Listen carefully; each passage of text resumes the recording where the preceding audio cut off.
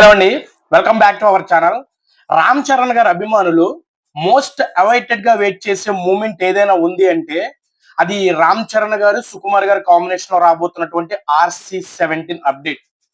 కనీసం అది ఆ మూవీ ఏ జానర్ లో రాబోతుందో అదైనా చెప్పండి రా బాబు అని చెప్పేసి చచ్చిపోతున్నారు వాళ్ళు. ఎందుకంటే పెద్ద మూవీతో రామ్ చరణ్ గారి అభిమానులు అందరూ ఫుల్ గా డిసప్పాయింట్ అయిపోయారు. ఎందుకంటే అనుకున్న స్థాయిలో మన తెలుగు స్టేట్స్ లో అయితే కుమ్మేసింది కానీ అదర్ లాంగ్వేజెస్ లో అంతగా ఇంపాక్ట్ క్రియేట్ చేయలేకపోయింది.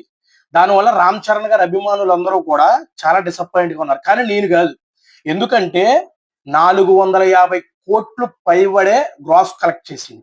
అది బుచ్చిబాబు గారు టైప్ 3 డైరెక్టర్ అయినటువంటి బుచ్చిబాబు గారితో ఒకే ఒక్క మూవీ ఎక్స్పీరియన్స్ ఉన్న డైరెక్టర్ తో మూవీకి ముందు విపరీతమైనటువంటి నెగిటివిటీ, మిక్స్డ్ టాక్ ఇవన్నిటిని ఎదుర్కొని 450 కోట్లు పైబడి గ్రాస్ వసూలు చేయడం అంటే మామూలు విషయం కాదు. దానికి కారణం రామ్ చరణ్ గారే. తెగిన ప్రతి ఒక్క టికెట్ ముక్క కూడా రామ్ చరణ్ గారి పేరు మీదే తెగింది. దీన్ని బట్టి రామ్ చరణ్ గారి బాక్స్ ఆఫీస్ పొటెన్షియాలిటీ ఏంటో, రామ్ చరణ్ గారి బాక్స్ ఆఫీస్ స్టామినా ఏంటో మరోసారి ప్రతి ఒక్కరికి అర్థమైంది. బుచ్చిబాబు సానా గారితోనే ఈ రేంజ్ కలెక్షన్స్ పెట్టాడంటే రేపొద్దున ఆయన గురువు సుకుమార్ గారితో రాబోతున్నాడు. రంగస్థలం తరువాత బ్లాక్ బాస్టర్ కాంబినేషన్ మళ్ళీ రిపీట్ కాబోతుంది. ఈ RC-17 కి ఇంక ఏ రేంజ్ లో కలెక్షన్ పెడతాడు అని చెప్పేసి ఫ్యాన్స్ అందరూ కూడా ఇగ్గరగా వెయిట్ చేస్తున్నారనమాట. పాపం ఫ్యాన్స్ అందరూ పెద్ద బ్లాక్ బాస్టర్ ఈవెంట్ లో సుకుమార్ గారు గెస్ట్ గా వస్తున్నారు కాబట్టి ఖచ్చితంగా ఈ RC-17 సంబంధించి ఏదో అప్డేట్ చెప్తారని చెప్పేసి పాపం ఎదురు చూశారు. కానీ సుకుమార్ గారు అయితే నేనైతే చెప్పను, నాకు అలా చెప్పడం ఇష్టం ఉండదు, మీరు ఇమాజిన్ చేసుకోండి, మీరు ఎంతైతే ఇమాజిన్ చేసుకుంటారో చేసుకోండి అని చెప్పిన ఆయన మాటల్లో ఉన్న కాన్ఫిడెంట్ కి ఫ్యాన్స్ అందరూ కూడా షాక్ అయిపోయారు. మూవీ మీద హైప్ అనేది అమాంతం పెరిగిపోయింది. ఇది ఇలా ఉండగా ఫ్యాన్స్ అందరికి షాక్ ఇస్తూ IMDb ఓడు ఇప్పుడు RC-17 స్టోరీ ఇదే విధంగా ఉండబోతుంది, ఇదే జోనర్ లో రాబోతుంది అని చెప్పేసి ఒక లైన్ రాసుకొచ్చాడు. ఇంతకీ అతను ఏం రాసుకొచ్చాడో నేను స్క్రీన్ మీద వేస్తాను చూడండి. Investigators fuelled by patriotism and fatherly love confront terrorism. However, when tragedy strikes close to home, they face their greatest test as their resolve is challenged in a heartbreaking final resolution. దీని అర్థం ఏంటంటే దేశం కోసం ప్రాణాలైనా అర్పించేందుకు సిద్ధమైన ఇద్దరు ఇన్వెస్టిగేటర్లు, కానీ విధి వారి ఇంటినే తాకినప్పుడు పరిస్థితి పూర్తిగా మారిపోతుంది. ఉగ్రవాదంపై పోరాటం చివరికి వారి జీవితాల్లోనే అత్యంత విషాదకర పరీక్షగా మారుతుంది. గుండెను పిండేసే క్లైమాక్స్ తో ముగిసే భావోద్వేగ కథ ఇది.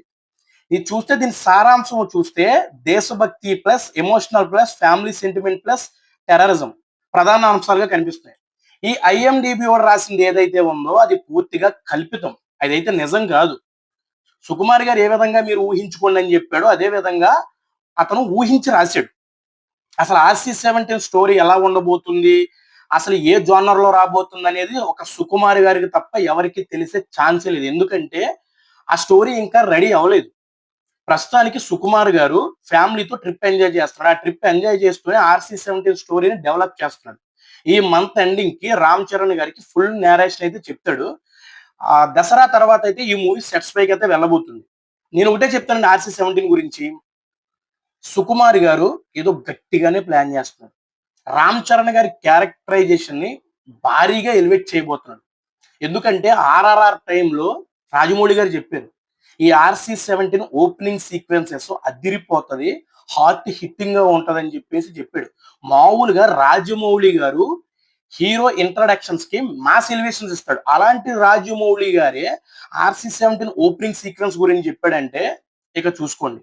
ఈ మూవీకి సంబంధించినటువంటి హీరోయిన్ గురించి ఒక బజ్ అవుట్ నడుస్తుంది.